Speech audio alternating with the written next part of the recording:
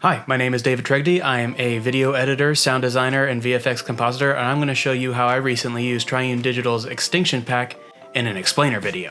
But when we have melting sea ice, we get an amplified jet stream. We get huge troughs and huge ridges of high pressure. So this is the shot I made using assets from the Extinction pack, plus a few free assets that I found online.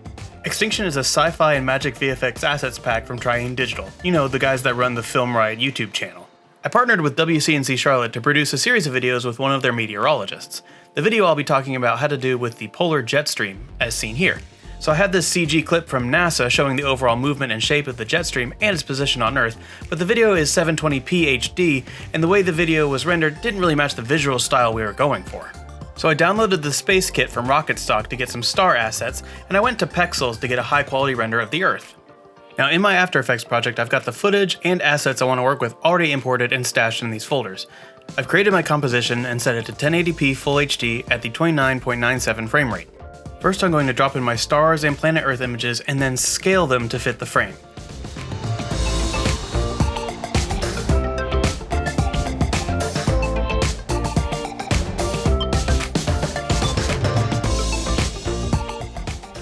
This picture of the Earth has a black background to it, and since part of the Earth is in shadow, I can't just change the blending mode to remove this black background.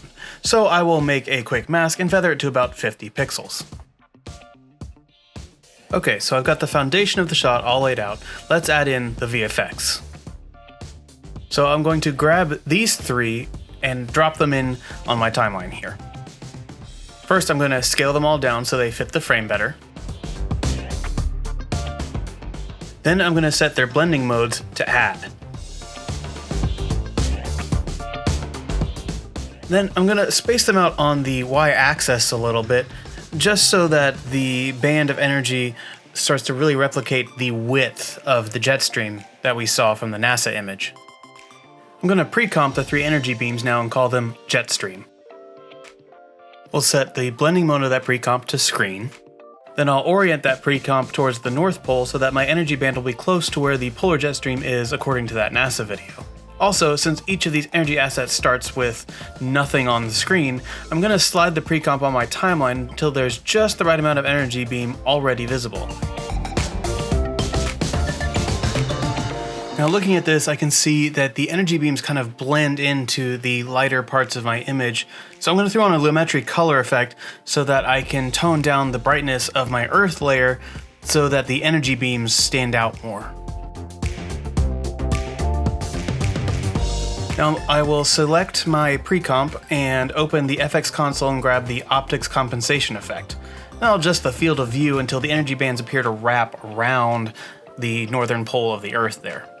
Now we're getting closer, but that looks more like a halo around the Earth, and as you can see on the left side, the curve doesn't align at all. So I'm going to grab my puppet tool and start adding some puppet points along my jet stream band here. We can adjust these puppet pins to make good ridges and troughs in the jet stream like we saw in the NASA image. Now I'm going to find puppet pin 1 and change it from position pin to an advanced pin, which will give me all these controls for position, scale, and rotation.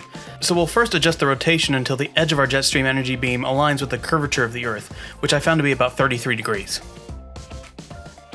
I'm actually going to nudge this pin a little bit, and then I will find puppet pin 6 and mirror that adjustment on the other side of the Earth. Alright, so now I'm going to move my other puppet pins until I have some small waves in my energy band. Next, what I'll do is go forward in the timeline to when the energy beams are really strong, and I'll make the waves more pronounced.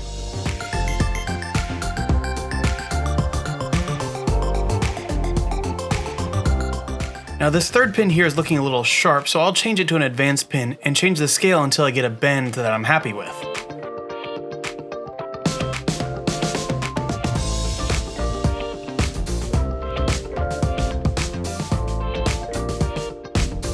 Now I'm going to go ahead and copy the keyframes from the beginning of my timeline and move further ahead and paste them so that the waves flow back and forth from these two positions. Since my timeline is 10 seconds long, my energy beams actually die out about halfway through the timeline. So So I'll just turn on time remapping and kind of slow down the flow of energy for the duration of my shot here. Once I've got all my keyframes and shot time remapping done, I'm going to add some easy ease to those keyframes by hitting F9 on my keyboard.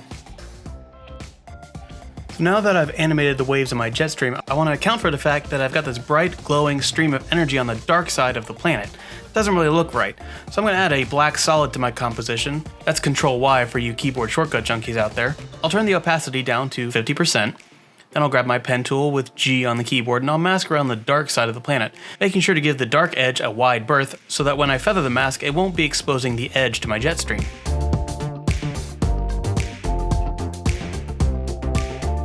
So if I turn my starfield layer back on, we've got a pretty cool looking animation of the polar jet stream weirding out on the planet Earth.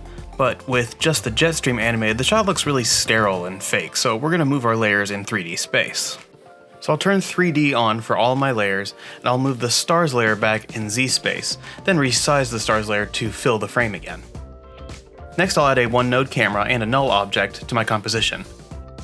I'll parent my camera to that null and turn on 3D for that null layer. Then I just want to animate a slow push in on that camera. Now for a 10-second shot, this move actually appears really gentle, and I want to make sure that there's a feeling of movement to it, but I don't really want to change my beginning or end positions. So I'll actually select my starfield layer, bring up the FX console, and add optics compensation. This time we're going to keyframe the field of view, so we'll click the stopwatch at the beginning of our timeline, then navigate to the end of the timeline and jack up the field of view to 75 and reverse the lens distortion.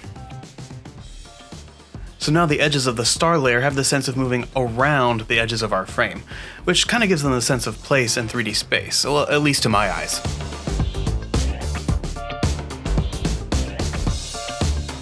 Now just throw in your voiceover and some cosmic sound effects and you will have this. But when we have melting sea ice, we get an amplified jet stream. We get huge troughs and huge ridges of high pressure. Thanks so much for watching. If you like this video, go ahead and give it that thumbs up. If you want to see more behind the scenes of VFX breakdowns for explainer videos, go ahead and subscribe and let me know in the comments what you'd like to see in the future. If you're interested in seeing more of what I do, go ahead and follow me on Instagram at TregdyMedia or on Twitter at David Tregdy. Thanks so much. See you next time.